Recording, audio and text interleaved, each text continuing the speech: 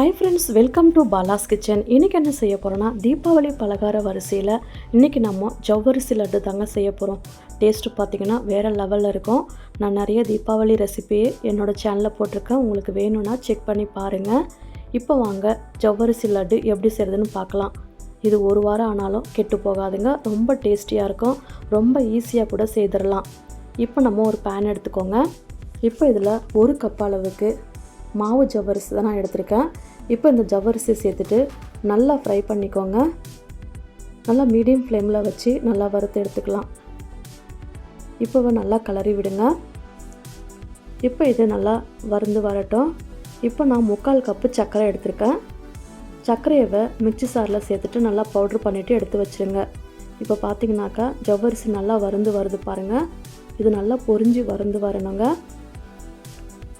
இப்போ இதை பிளேட்டில் ஆற வச்சுட்டு மிக்ஸி சாரில் நல்லா பவுட்ரு பண்ணி எடுத்து வச்சுருங்க. இப்போ அதே பேனில் 1/2 கப் அளவுக்கு தேங்காய் துருவல் எடுத்துக்கோங்க. நான் மேலே இருக்க ஸ்கின்னெல்லாம் ரிமூவ் பண்ணிவிட்டு நான் இதுவும் தேங்காய் மட்டும் சேர்த்துருக்கேன். இப்போ இதையுமே நல்லா வறுத்து எடுத்துக்கோங்க. தேங்காய் நல்லா வறுத்து எடுத்துக்கோங்க. நல்லா கலர் மாறி வரட்டும். இப்படி செய்து பாருங்கள். உங்களுக்கு ரொம்ப நாள் ஆனாலும் கெட்டு போகாதுங்க, நல்லா வறுத்து செய்யும்போது. இப்போ ஒரு பிளேட்டில் மாற்றி வச்சுருங்க. இப்போ ஒரு பிளேட் எடுத்துக்கோங்க. நம்ம அரைச்ச ஜவ்வரிசி பவுடரும் உள்ளே சேர்த்துக்கோங்க. இப்போ நம்ம பொடி பண்ணி வச்ச சர்க்கரைவை சேர்த்துக்கோங்க. இப்போ வறுத்து வச்ச தேங்காயும் சேர்த்துக்கோங்க.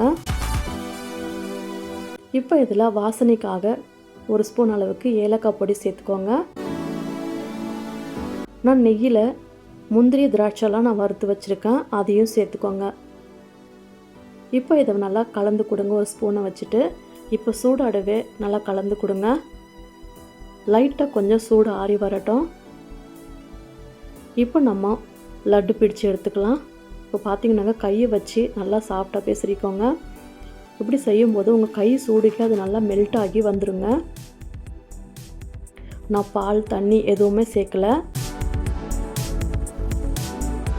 இப்போ லட்டு நல்லா பிடிச்சி எடுத்துக்கோங்க. இந்த மாதிரி எல்லா லட்டுமே நம்ம செய்து எடுத்துக்கலாம். இப்போ ஒரு பிளேட்டில் மாற்றி வச்சுருங்க.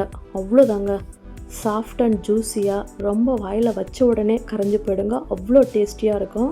இதே மெத்தடில் நீங்களும் உங்கள் வீட்டில் ட்ரை பண்ணி பாருங்கள். எப்படி இருந்துச்சுன்னு உங்கள் ஃபீட்பேக்கை மறக்காமல் கமெண்ட்டில் ஷேர் பண்ணுங்கள். இந்த வீடியோ பிடிச்சிருந்துச்சுன்னா லைக் பண்ணி சப்ஸ்கிரைப் பண்ணி வச்சுக்கோங்க. பக்கத்தில் இருக்க பெல் ஐக்கானையும் ப்ரெஸ் பண்ணி வச்சுக்கோங்க. அப்போ தான் நான் போகிற வீடியோ உங்களுக்கு உடனுக்குடனே நோட்டிஃபிகேஷனாக வருங்க. இந்த தீபாவளிக்கு இதே போல் நீங்களும் ட்ரை பண்ணி பாருங்கள். ரொம்ப சாஃப்டான ஜூஸியான இந்த ஜவ்வரிசி லட்டுவை கண்டிப்பாக ட்ரை பண்ணி பாருங்கள். இன்னொரு வீடியோவில் பார்க்கலாம். தேங்க்யூ.